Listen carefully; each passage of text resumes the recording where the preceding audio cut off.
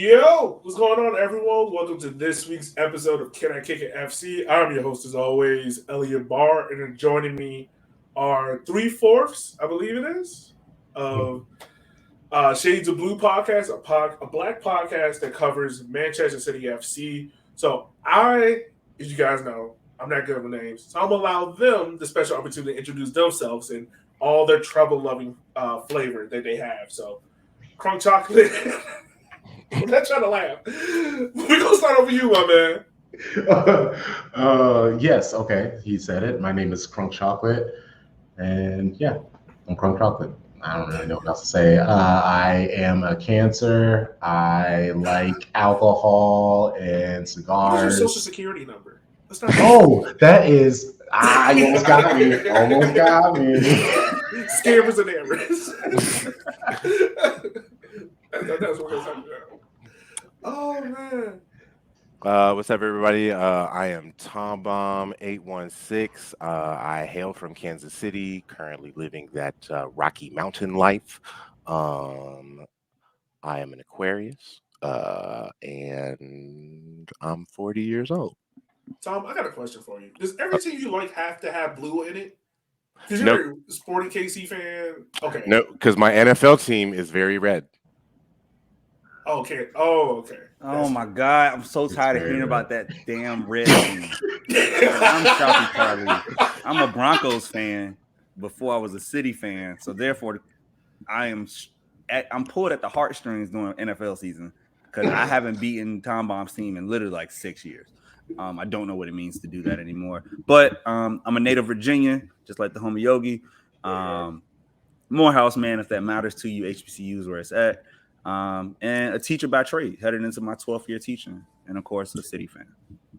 Word. So let me ask you this, because since you brought it up, you're a Broncos fan, man. I'm pretty sure these two are giving you a lot of junk last year about how Russell Wilson was so bad, right? I mean, yes, and I can deflect because I don't care about my teams when they suck. Like, I'm not the fan that's angry when one team sucks when I got a Man City to like bring me joy. So I took the Broncos off my ESPN app.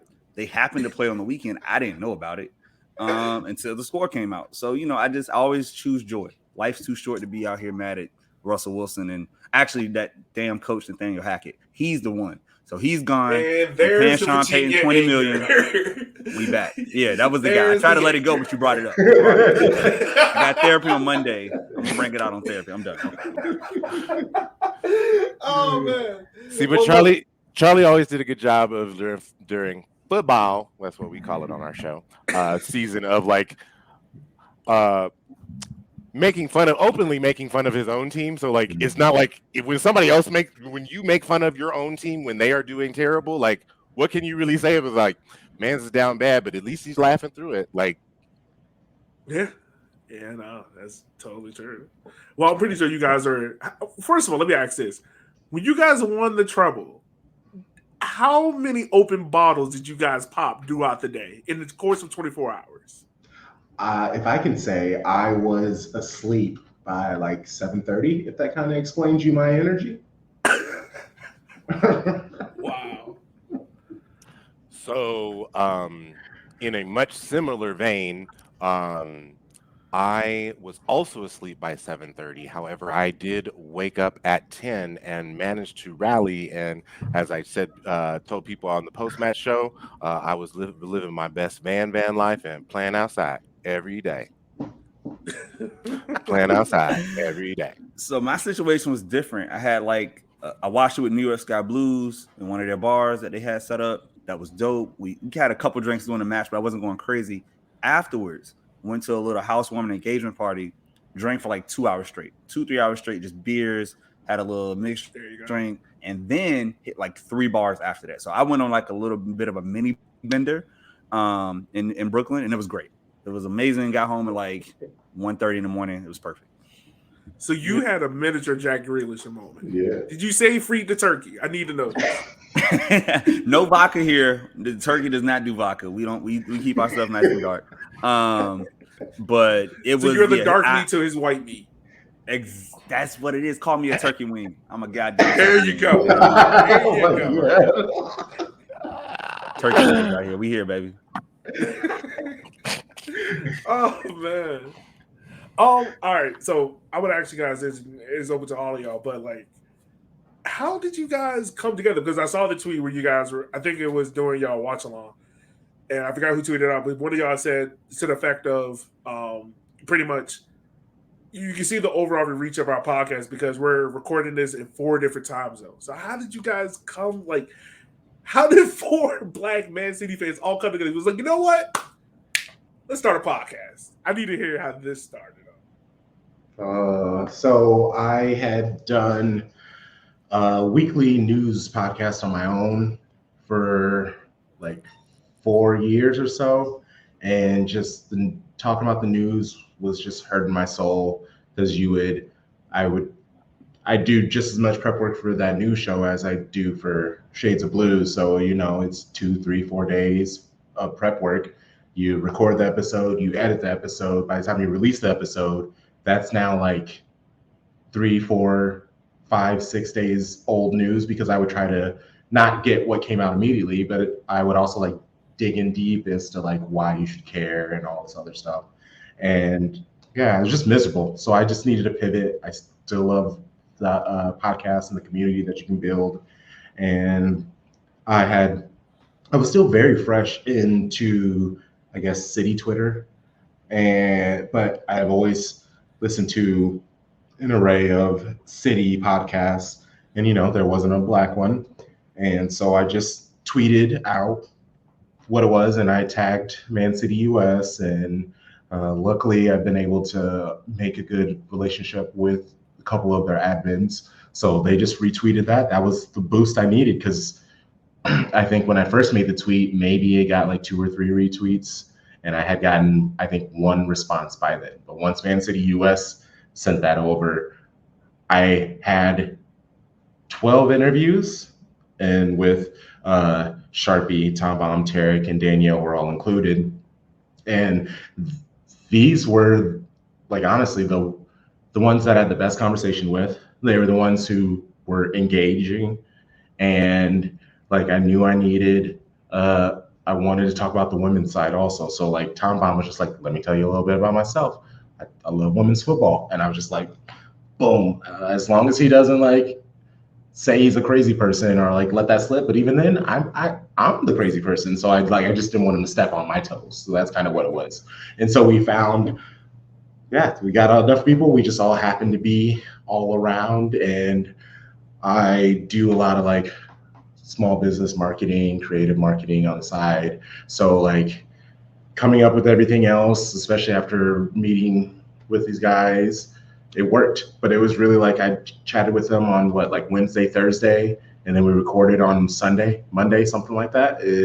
I gave them, and it's still to this day, it really hasn't changed. I just go, hey, these are the topics we're going to talk about. And I don't ask much more of them than for them to just give their takes. I try to lead the conversation. I try to start it. I just try to set them up, and they're fucking rock stars. Sorry, I guess I should ask, can I curse? But no, yeah, they're fantastic. It's a Black podcast.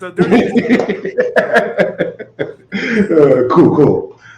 But I mean, I don't know about them. I mean, I just found out on a recording the other day that like Tom Baum was sent by a United fan. Are you the United? Actually, and Yogi, it's Douglas was the one that DM'd me with the information.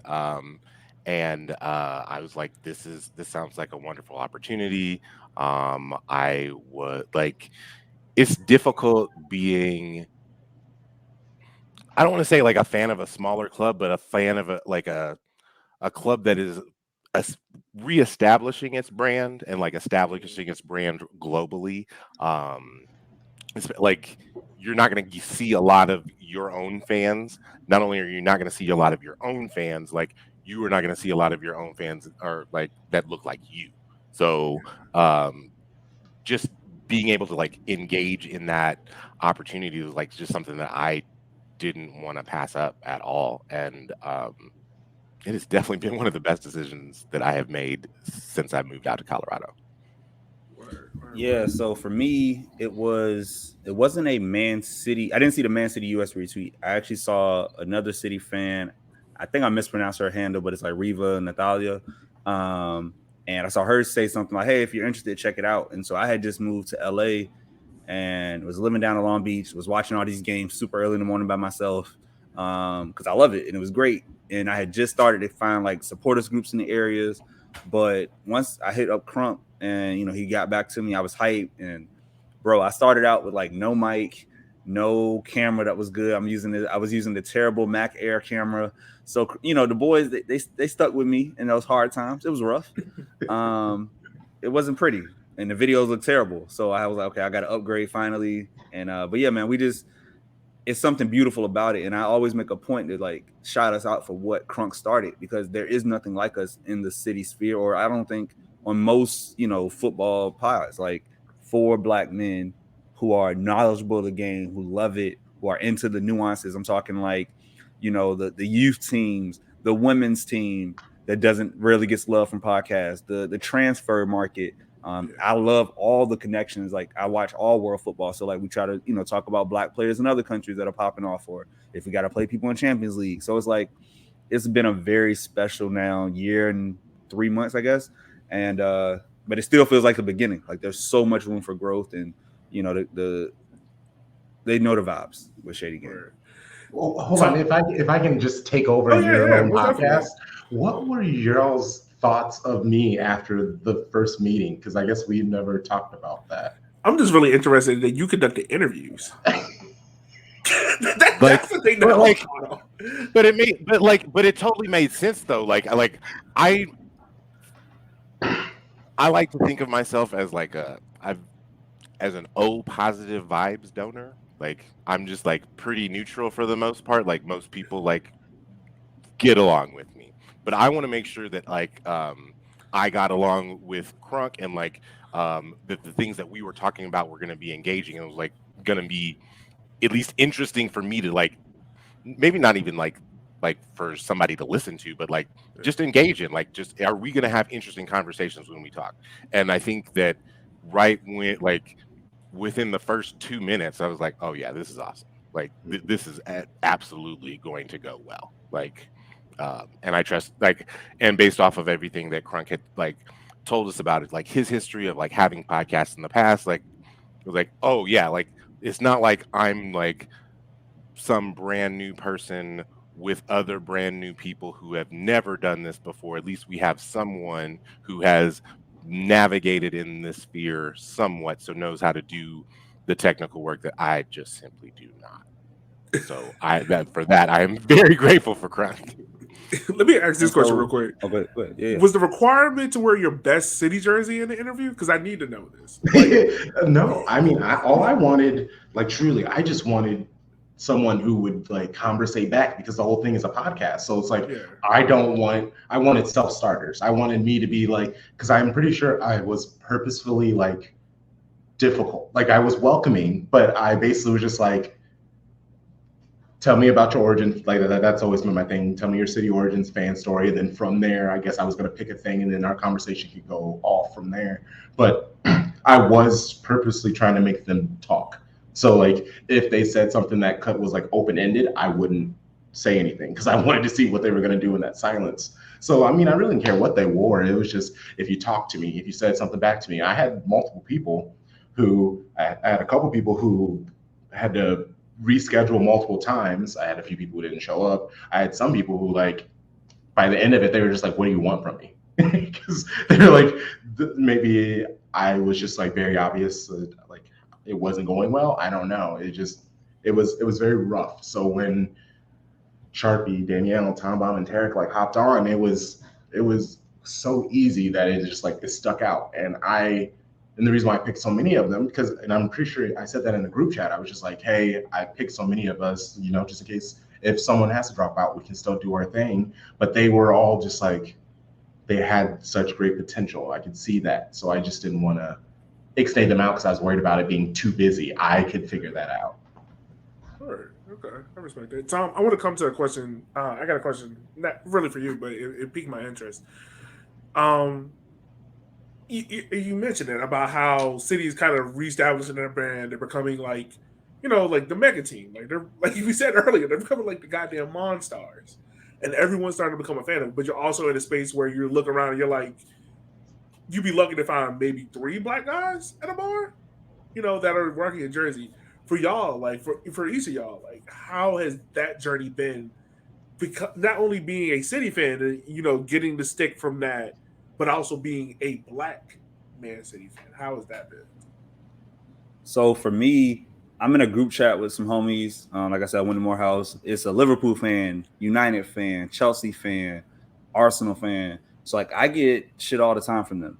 But my saving grace is that like we're better. So like if you can't beat us, then I really don't care about you. I'm like the only person that has bragging rights on me is the Chelsea fan for those couple of Thomas Tuchel matches, right? Like, and for Rudiger breaking KDB's face. That's the only person that could say something to me before Saturday. But in the spaces that I've navigated as far as like going to supporters groups. So in LA, I was a big supporter at Hollywood MCFC, loved them. Couple black guys in there, couple of people of color, like, but the white people were dope. Like it was cool.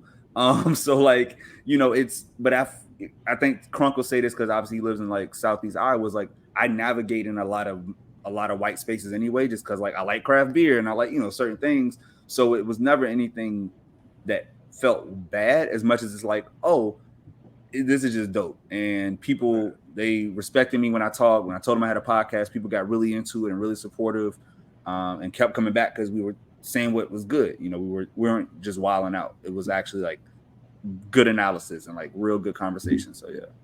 Word.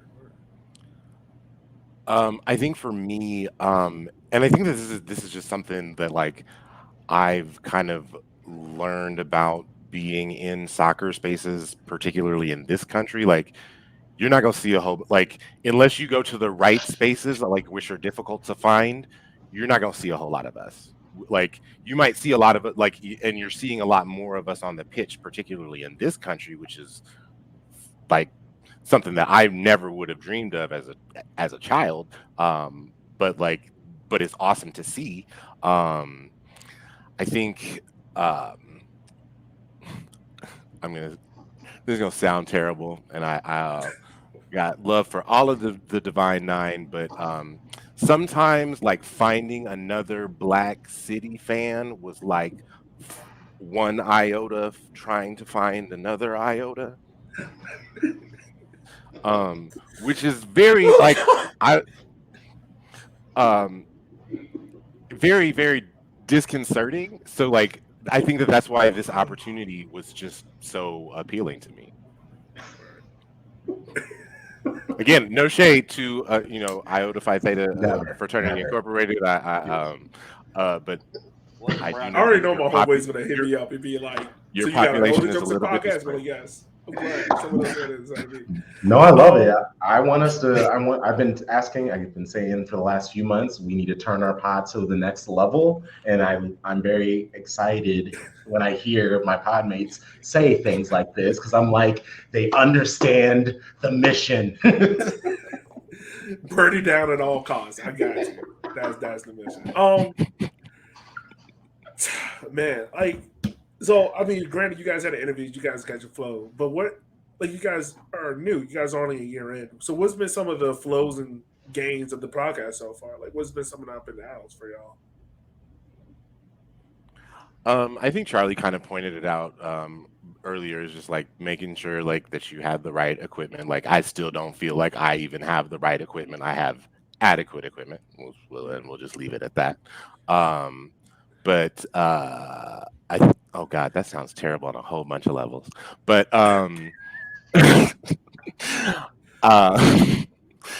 sorry, I am really on one apparently this evening. I appreciate it. We don't normally record this late in the week. That's what it is. We normally don't do Thursday recordings. That was a very special time in the season, so it's just like once you get to the end of the week. Hey, I get it. I get it. Mm-hmm. Yeah, y'all yeah, used to Tuesdays and Wednesday nights. Yeah, that's probably it. Yeah. I think for me, it was like it's finding my voice, right? It's figuring out how to bounce off people, especially when it was 5 of us. Like the first season, Danielle's there, so you got 5 guys who all want to talk. Like nobody wants to sit there and be quiet.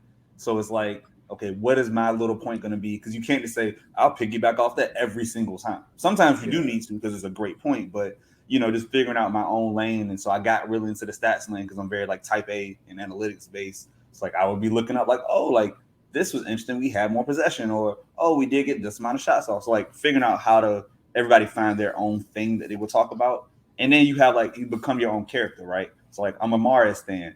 My boy Tarek, who's not here tonight, he hates when certain players are played out of position. Tom is I've obviously like got a whole segment, baby blue baddies. Danielle was kind of like the conspiracy guy who was like just kind of like in the weeds, like I don't know. So it's just everything. Everybody had to find their lane, and once we found it, I think that's when it took off. Yeah, but I love that, man, because I mean, when you do a podcast long enough with the same group of people, you kind of start to find like, all right, this is what I really excel at. Like me on River City 930, like I'm kind of like the tactics guy. Like I want to talk about like why this happened. This and there is like, nah, bro, I'm gonna say straight up vibes. Like it is what it is. That's me. That's me for sure. I'm vibes. Like I see what's happening, but I don't want to have to think at what's happening.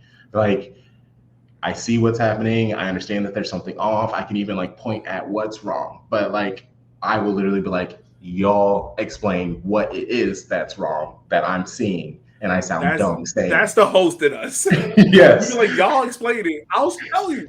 But I ain't going to explain like it. I think there was something weird. Was there? Hold up, Crunk, because if y'all don't listen to the pod, Crunk will give you a rundown, point by point, pass by pass of each half. Like the man is ESPN or something, like or a fought mob. Like he will go through everything. It's like you see what's going on. Like he always tries to claim this. Oh, I'm just vibes. No, man, you are watching every progression pass, everybody's interceptions, the stuff I forgot in the match. When I hear you talk about, I'm like, oh yeah, that did happen. Thank you, sir. So as much as he leans into the vibes, the attention to detail is there because it keeps us like online to where if you wait 2 days to record a match on Saturday, you don't record till Monday, you're gonna forget some stuff. But because he does the rewatch, I know he does it, and like he'll go back and like see it.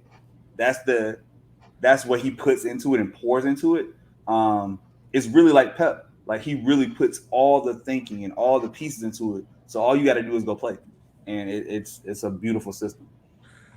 I would have asked you this question real quick. We don't have to stand super long on it, but when you guys go back and rewatch a match, do you find yourself kind of like catching something? You're like, oh snap! I never even saw that happening. Like, do you kind of find yourself almost being like a coach at that point? I think for me, like, and maybe this is just because my eye is not as critical as like some other people that watch the game, but like I like a lot of my biases are already confirmed when I do rewatch a match. It's like, oh yeah, like that player was not that midfield was not midfielding that day, or like damn, like they just like really set the tone, like or damn, like I thought that player like had X amount of aerial, one X amount of aerial duels. Like this makes sense. Like, just watching it again. So I think like for me, it just confirms my biases, honestly.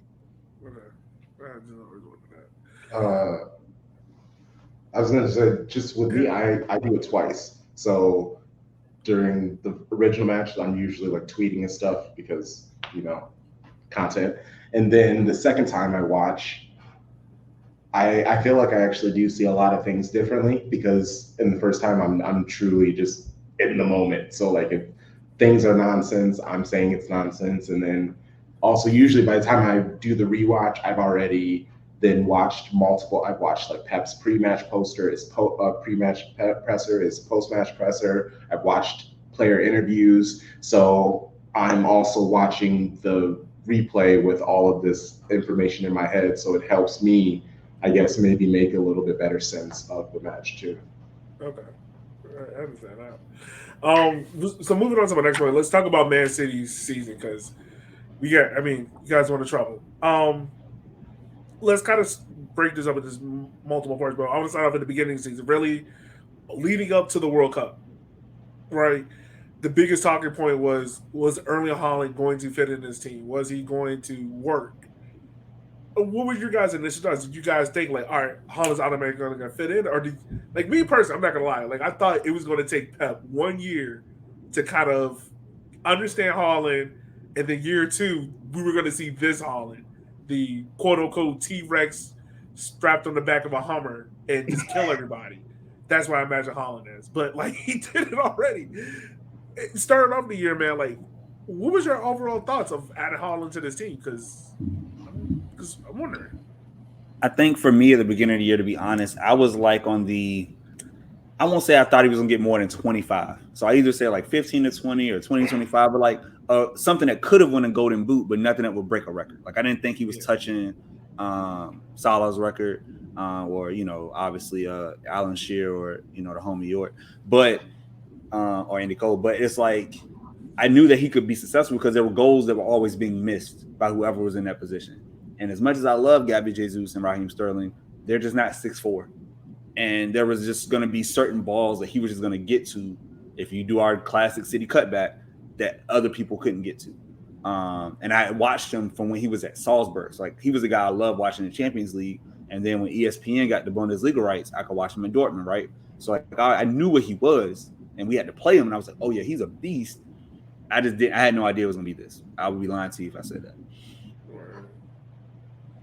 I think for me, the biggest frustrations early in the season were the players that were playing on the wing, because Foden was playing almost exclusively on the wing and starting a lot. Like he wouldn't necessarily pass to Holland, and I think that was like I know that was like a large talking point amongst many City fans. Was just that final pass to Holland wasn't there, or even if it was like coming from KDB in the midfield, like those passes like didn't seem like they were in sync the way that they seemed to be in the beginning of the spring. That was my biggest frustration. But my expectation was still that we paid a lot of money for this player, with the hopes that he was going to revolutionize what Pep does, and in a lot of ways, if you think about it, he did, just by virtue of him bringing Pep bringing Holland into the squad. You now, I think Yogi, I think you said it before we started, we don't play with fullbacks basically, or our fullbacks are 6'5", huge, basically center backs that are mobile enough to play fullback. Yeah, no, I mean, like I said before, when adding Holland to that squad, I was like, all right, it's going to take. I thought it was going to be like the Jack Grealish. All right, it's going to take him a year to really get settled in, get right, and then he'll progress. But after the World Cup, I really think that World Cup. Let's talk about that moment. Obviously, Norway doesn't go to the World Cup. Do you think in that time period, that was Pep was like, son, you're going to stay with me, and you're going to learn this whole entire offense, pretty much like a crash course is Man City 101. Do you think that's what propelled Holland to the next level? I don't think that was the player he did that with. I think the World Cup break was for Rico Lewis. Okay. Because if you notice, after the World Cup, that is when you because originally Pep was trying to invert both of the fullbacks into the midfield, and we saw when we went to St. James's Park against Newcastle, that was just not going very well. Kyle Walker that was the first time that I remember Kyle Walker wearing a City shirt. It was like, damn, that man looks lost. He doesn't know what the hell he's doing. I think that World Cup was Pep perfecting the inverted fullback / defensive midfielder, and because he was the one that was available, Rico Lewis was the one that he was teaching this to. And so then when the World Cup ends, you then have basically this 18-year-old kid trying to teach John Stones, João Cancelo, Kyle Walker, who have all come back from the World Cup and had decent success at the World Cup. No, none of their countries won, but they had decent runs for what they were expected to do. But they have to learn from this 18-year-old kid, and I think that changed the season in a lot of ways, because that was whatever João Cancelo said to Pep. That was that. I'm sure that it probably had to do with that. Why are you starting this 18-year-old kid over me? Do you know who the F I am? I just came back from a World Cup, sort of thing. And whatever he said, changed the season such that yes, João Cancelo is able to say that he got both a Premier League and a Bundesliga medal. That's the point I want to bring up real quick.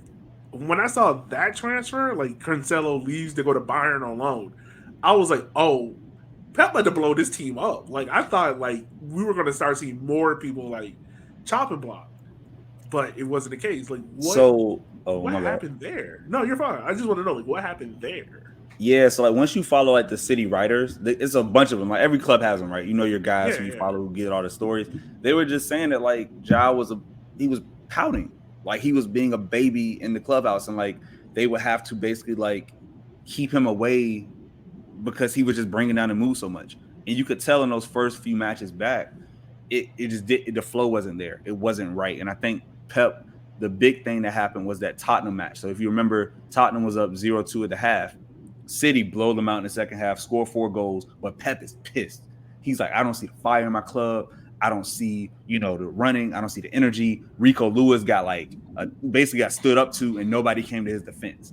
And it was like, oh, like this is, like you said, it's at a tweaking point, right? You can't ship out everybody, but something has to change. And I think that was shortly right before the deadline, like where it was like, okay, this is the cancer. The stories leak out. I forgot which guy did it, but that, they had a row, as they call it. And João got in Pep face, and I think I got on the pod and said, oh yeah, he out. You can't come to that man who's won all these trophies in every league and think that you're going to just tell him what to do. And the last thing I say is that it showed the humility of John Stones and Kyle Walker, right? And I think part of it might have been like, it's his countrymen. Like, these are all Englishmen, right? So, like, okay, we see young Rico. He's one of us. We gonna ride this out. We're going to learn it. We're going to get better. I think it was harder for Cal and John because John is a more natural ball, like, dribbler and stuff. So, like, that's why he was the one who got the role. But Cal could be like, yo, this is my little bro right here. Whereas João is seeing it as competition and not realizing, like, oh, no, we're on a team. Your contract is set. You are good. We know who you are, but you don't want to evolve with us, so you got to go to Germany. Yeah, that's that. Well, and the other thing that makes that move so interesting is that, like, that move unlocked Grealish because, like, Grealish was playing behind someone who was right-footed, and there was just something about the way that, like, Grealish and Cancelo would occupy the same space, or whoever played on the left wing would occupy the same space. Whether, like, even when Phil Foden did it, Phil Foden was better at adapting to what João Cancelo was doing, but they were still occupying a lot of the same spaces. Once Cancelo left the team, that's when you see, like, Grealish's production jump up. Just because, like, and then, like, as the season, like, once Ake got hurt, you saw that he wasn't as effective with Akanji behind him. Like, and I can't explain it other than just, like, the right foot, left foot thing and, like, the spaces that are occupied, but it's a thing. And, like, Jack Grealish was the beneficiary of it. Like, he was the primary beneficiary of João Cancelo leaving. Like, it wasn't any of the players that we have already mentioned. It was Jack Grealish, because then Jack Grealish had more of that space on the left-hand wing to himself, and he used it appropriately. I want to ask you guys this question. Because also around this time, you had Arsenal that was leading the pack. You had Newcastle and Man United kind of nipping at your heels and whatnot. Did he kind of feel like at that point, and I think also around this time you guys got knocked out of the League Cup by Southampton, did he kind of feel like this season was just like, all right, this year we just going to learn, and we going to, like, if we can get the Premier League, great, keep it pushing, and then next year we challenge the 0-4-4? Or were you guys kind of just like, nah, let's kind of get the bad stuff out of the way, and then from there we'll keep it moving? The thing I know now it feels 2020, but in that no. Even in the moment, if you go back and listen to the pods, we will always make note that, like, we weren't even at the halfway point of the season yet. Because of the World Cup, people's, like, minds got thrown off. It was like, oh, we're already in February. But it's like, no, we hadn't played 19 matches. So we still had a long season to go. So even though Arsenal was hot and we had those bad performances, I was always like, we have time to do this. And we just did it to Liverpool twice. So, like, we know how to win. And that was always my thing. And I always would bring up the NLE Chopper song, Walk 'Em Down, because I knew it was coming. And I think Holland was the one who said we have to hunt them. And when he said that, I was like, oh, this robot is not. His Terminator is about to get on.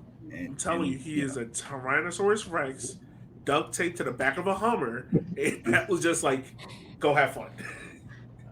Oh, that's great. Yeah, I mean, and Sharpie was the one leading, waving that Tranquillo flag, just being like, y'all need to relax. And I am always the one who, they're usually the calm-headed ones. So like, especially the way that I work, like they weren't playing well, and I'm a solutions-based person. So I was pointing out what I was seeing that looked bad, so that overall, yeah, that would make me seem very down on it. But before the season even started, I said we were going to win a quadruple. Obviously, like that's too much. But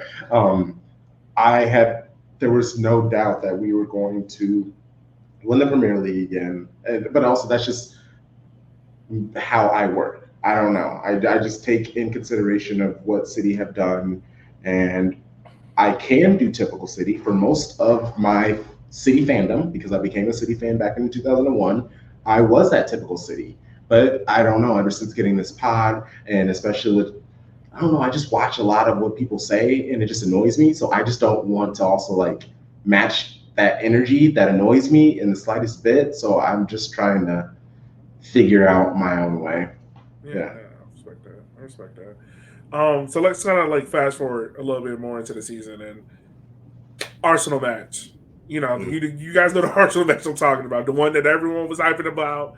Was like, all right, this is it. Like Arsenal wins, pretty much whoever wins this game gets the Premier League. How was you guys like? Were you guys nervous in that moment at any point? You guys were just like, all right, this got to happen for us. Where you guys got to just like, we got Haaland, we got Alvarez, we got this guy, we got this guy, we this guy. We're gonna win regardless. Like, what was you guys' emotional point at this level? Well, I freaked out a little bit, but once I looked at the statistics, and really, we just don't lose to them. Period. And it is what it is. And yeah, so I felt pretty good. Tom, what were you about to say? I think just about Arsenal in general, like I was not afraid of any team that was consistently depending on Gabriel Jesus to score goals. And like I appreciate the service that he gave to Manchester City, the football club, but like I'm not afraid of a team that is relying on that player to score goals consistently for them. So like I was never truly worried about them, and like in that particular match, like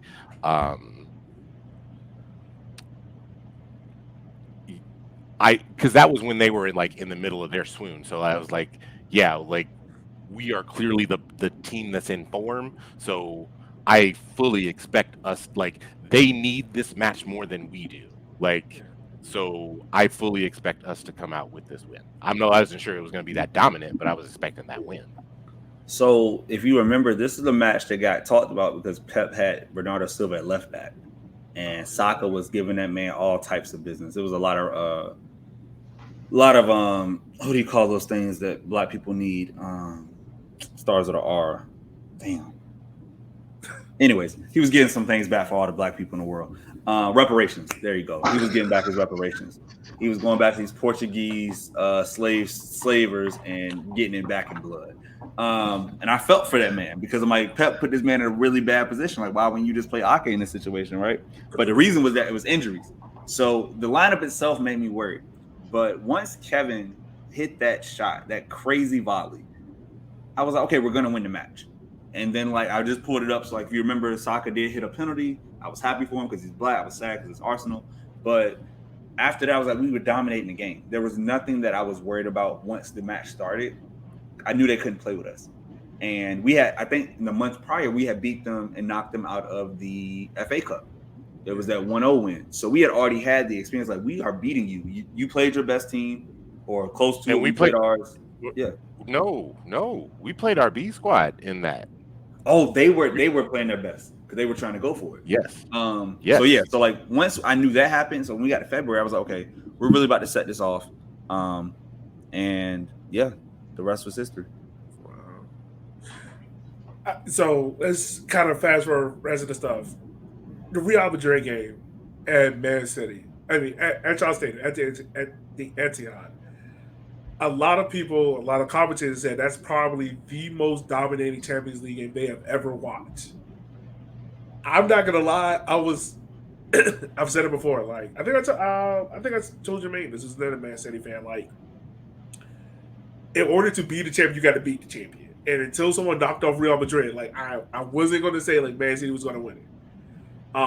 Especially being burned when y'all lost to Tottenham because I had money on that and y'all lost. Let's not talk about that though. So I was like, I'm definitely not picking City until they prove me right. Until they prove me wrong. But I remember watching that game, man, and I think like 10 minutes in, I was like, there's no way how Real Madrid is going to stop this. And if Real Madrid, who just won the Champions League, we're talking about a team that's three-peated in Champions Leagues, I don't know how any other team comes close to them. Like, that game alone, I think is... Do you think Pep looks at that game and be like, this is my whole career? Like, this is it in a game? I don't know that because I felt that game was so fluky because I really thought that Bernardo Silva played the game of his life in that particular match. Like I think that like he kind of like channeled all of his like I want to go to Barca and I'm gonna be a Barca player and you're playing wearing a Real Madrid kit and I'm gonna whoop your ass. Like some like those both of his goals were just like, are you fucking kidding me? Like no, like that's ridiculous. So I'm not.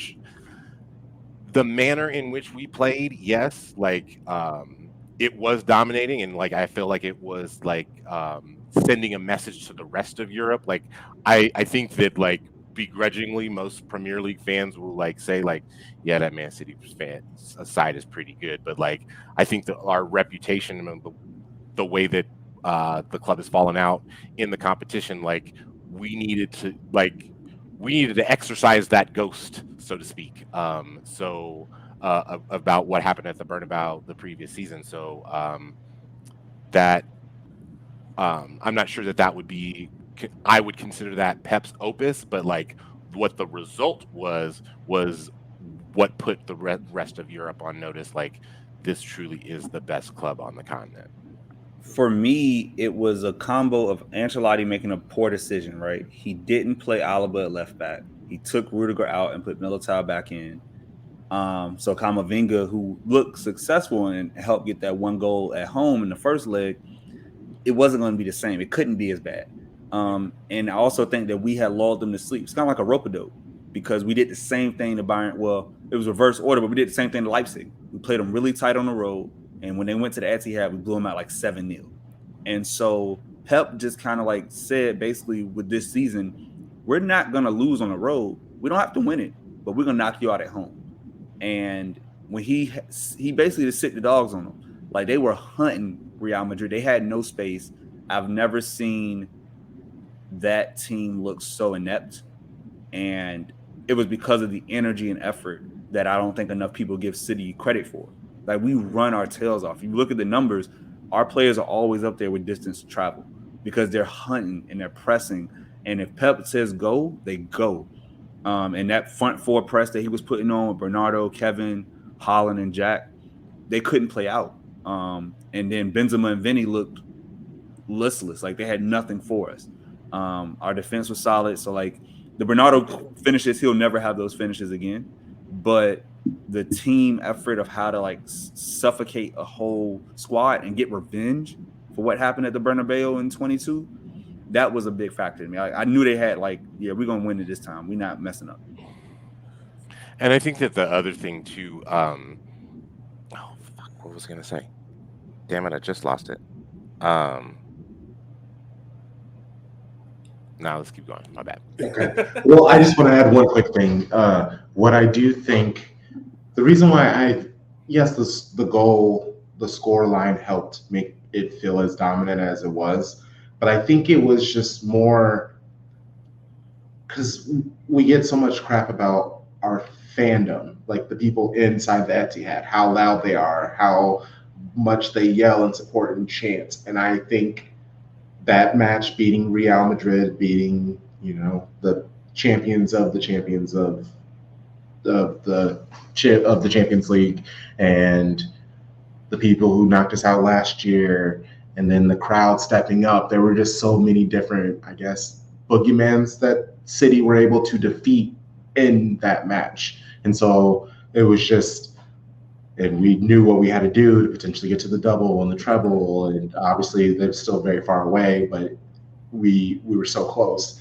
And I just think the weight of the moment and what it all meant. And I think that's really, it's just like a cumulative thing that really made it feel like this game changing. Because, yeah, like I have no fear ever again in Champions League. Like, I don't, it's over. It's over and done with. Like, yeah. But he's still gonna boo the anthem. Are you and still he's gonna gonna boo let it? Oh, you- 1,000%. Oh, yeah. Oh, He's still gonna boo the anthem. I gotta I'll let ask y'all this know that question, right then. now. have, Why have, do y'all have we do not that? been potting for that? Okay, just institutional just bullshit with him. Like between just screwing over, them trying to knock us out of the Champions League for over, we had to send like 50 lawyers at him. The Tottenham nonsense. I mean, we've had our constant troubles with UEFA.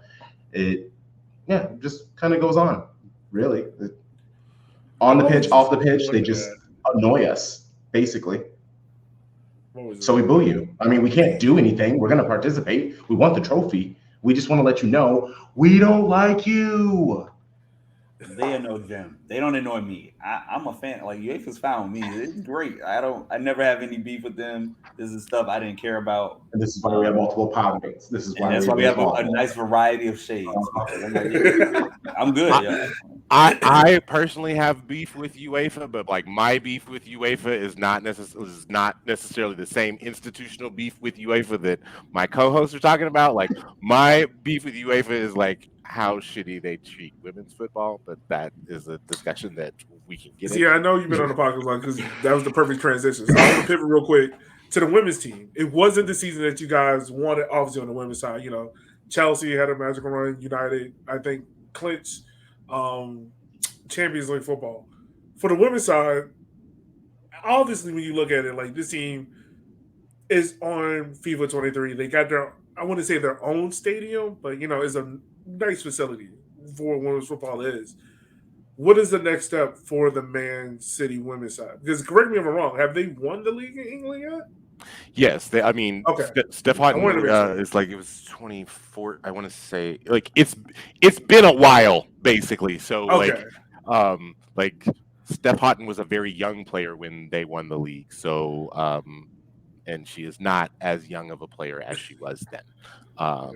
I think the next step, and I think like actually one of my favorite things about this particular about the podcast is like this is actually to me the part of the podcast that causes the most dissension amongst us is how each host feels about Gareth Taylor. Oh, that's something. I love it. Get I was him smiling the whole time. out of here. Get him out of here. So I think So this is where the craziness comes in at. Mhm. Y'all Yeah. all cool collective with Man City, but the women's side Oh yeah, is where we throw the boat. yeah. Okay, all right. Nice to know. So I think like, and then that to me that's just like the most fascinating part of the podcast, and like one of the like greatest joys of participating in it. To me, the next step is like making sure that player retention is taken care of, and I think that's why you bring in someone like Niels Nielsen as a director of football, so that you're not asking the manager to do that. So that being stated, with less of that responsibility on his plate, I think that this particular season is like the pressure cooker for Gareth Taylor. Like it was the club just announced today that he is coming back on a 1-year extension. I,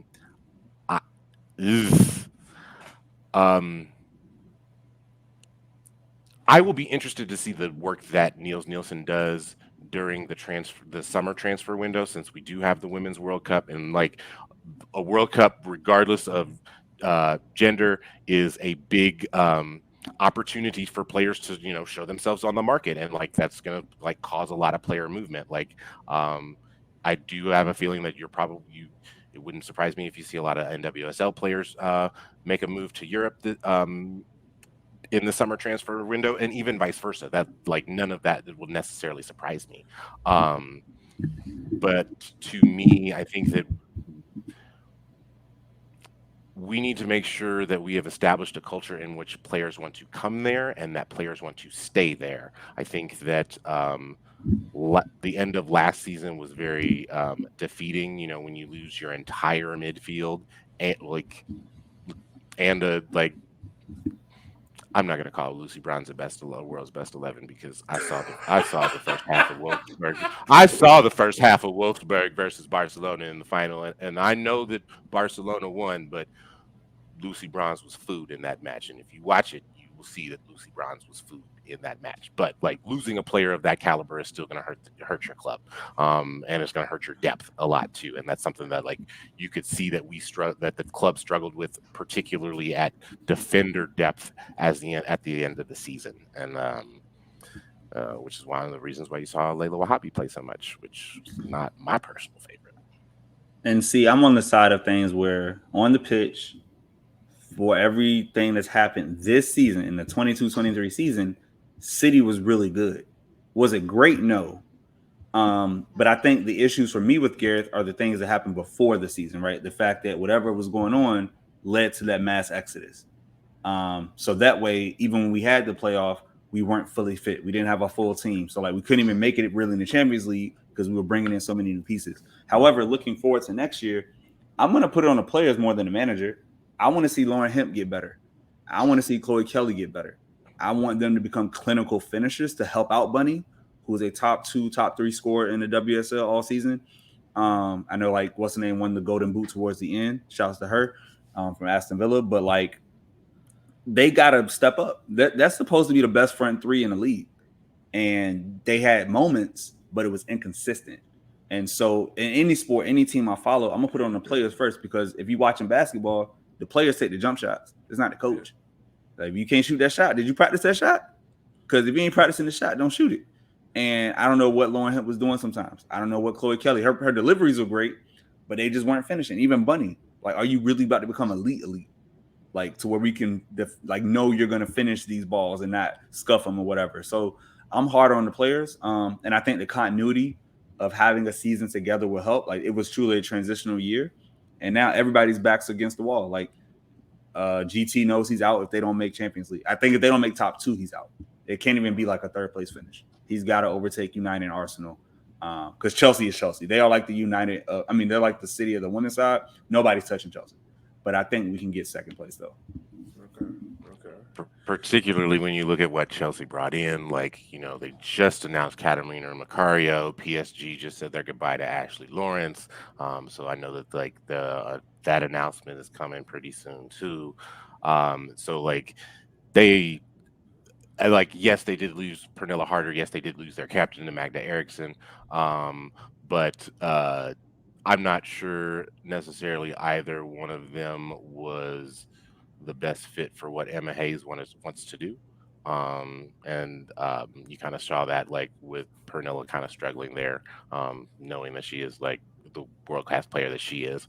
I do agree with Charlie that like I am going to put this on the players, and I think specifically for me, the players that I am going to put this on is Mary Fowler and Dana Castellanos.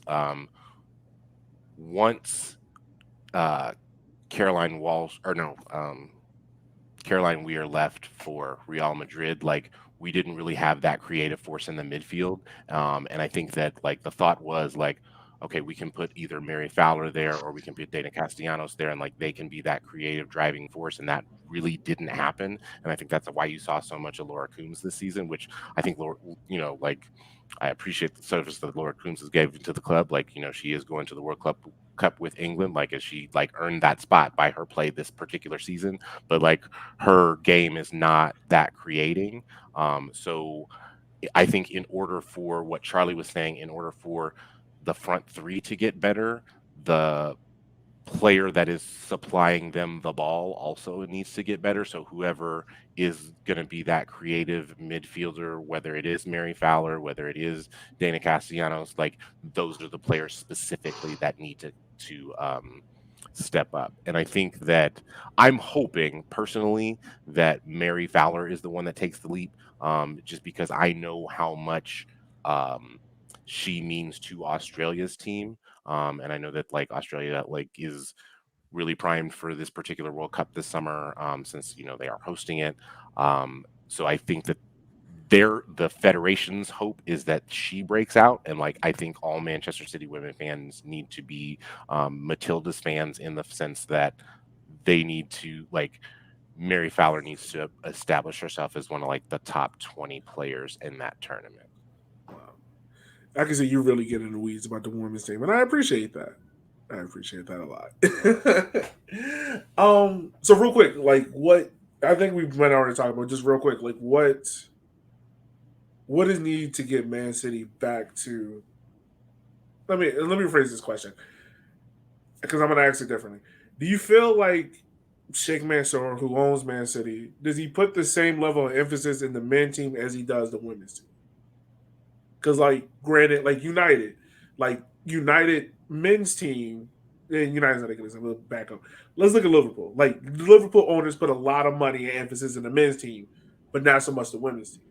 Where like Chelsea is the complete opposite. Like the Chelsea women's team feel like they get all the emphasis and the correct, layout and things like that. And then the men's team was kind of just like spend the money however you want it. It's fine. For Sheikh Mansour owning Man City women's team, do you feel like he put the same level of emphasis in the women's as he does the men? Because like if the men was to finish fourth, I'm sure a lot of people are losing jobs because it's not the level where they want the men to be at. So I want to get your I thoughts on that. I think that I think that like you did point it out, like one of the distinct advantages that Manchester City women has over most of the league is that they are not playing in a League One stadium. Like we're not going to Prenton Park to play. We're not going to Lehigh Sports Village to play. Like Academy Stadium is a like well cared for facility, like maybe more well cared for than other facilities that see a lot of action. Like, and that pitch does see a lot of action because the U21s play there, the EDS club plays there. So while that pitch does see a lot of action, like if you can tell that it's very well taken care of, and like to me watching the WSL specifically this season, that was always my biggest complaint. It's like these facilities suck. Like this, like the facilities that we are giving these professional athletes are just not part. Like even if you think about it from the perspective of like the League One athlete that plays in that particular stadium, like that particular state, like not a professional athlete does not need to be playing in that stadium, even if they are quote unquote like a lower league. So I do think that Man City women has the advantage there. I'm not sure. I think that it seems that with bringing in Niels Nielsen, like to like have someone actually direct football. I'm not saying that like uh Mansour necessarily cares as much. Like is obviously the money is like invested is not there, and I think that I don't remember if it was the BBC or the Guardian, BBC Sport or the Guardian. They let out some graphic about like um, all of the Premier League teams that have teams in the WSL, like all of those clubs, like pay more in agents fees than they do in salary for the men than they do in salaries for the women. Like every single one of them. So, like if you just think about like that math, like n- most chair people are not investing in their women's club in the way that they need to. I think bringing in Niels Nielsen shows that the chair like understands like there is value in women's sports, and like maybe we have not been investing in the way that we need to. So like let's bring in a football mind to kind of shape that. So I'm hoping that this is kind of the jumping off point for not and I for me it's not just Man City football, because like he owns City Football Group, but like Man City Women and Melbourne City Women are the only two other women's sports teams of City Football Group. So like I would like, it would it would be awesome to see like City Football Group decide to expand into NWSL, and like I doubt they would buy Gotham, but like they would probably play wherever their NYCFC is going to play in Queens. I think that would be fantastic, like just expanding City Football Group's print on women's football as a whole. Okay, understandable. That makes a lot of sense. Man, this has been a fun podcast. Who thought that a United fan can learn a lot from three City fans? I want to end on this point, and pivot back to Pep and whatnot. When we look back at this team in 10 years, because I don't, as a history teacher, it's really difficult for anyone to see the impact of what's happening in the moment, and we're still in this moment of Pep went into trouble with Man City and whatnot, and we really didn't see the full outline of like Pep's greatness with Barcelona, until like 10 years removed. We were able to look back and like, damn, that team changed the game. Is this City team going to have that same? I'm mainly talking about like this trouble winning team. Will it have the same impact as Pep's Barcelona teams? And also, like, what is the overarching legacy of this team in soccer's history? Oh, that's easy right here. It's for this point in time, it's going to be the greatest English football side that's ever played in the Premier League era, right? Like I can't go before '92, and I've done a lot of research on it. But like you can't like there's only been 2 trebles, and our treble was way more impressive than Man United's. No shade. The numbers are the numbers. But on a larger scale, I think what you're going to see, and people talk about it now, is that Pep has changed English football. Like people play at the lower leagues, they try to emulate Man City. If you watch the FA Cup matches, if you watch Wrexham, if you watch all these different leagues on the pyramid, they're playing possession-based football. That wasn't the case before Pep came to England. And so I think now that he's hit this crescendo of winning the big one, it's validated it for everyone now. Like every manager, if you're coming in, you can't go and say, oh, I'm trying to just huff it down the pitch and win a second ball. It's like, no, what's your goalkeeper doing? What's his feet like? What's your patterns looking like? Where are your triangles? And so I think he's really going to leave England and have shaped the game in a more wide stretching way than Alex Ferguson did. Alex Ferguson was the best manager to win matches and win trophies, but he didn't change English football. I think Pep is the one who's going to do it. Okay.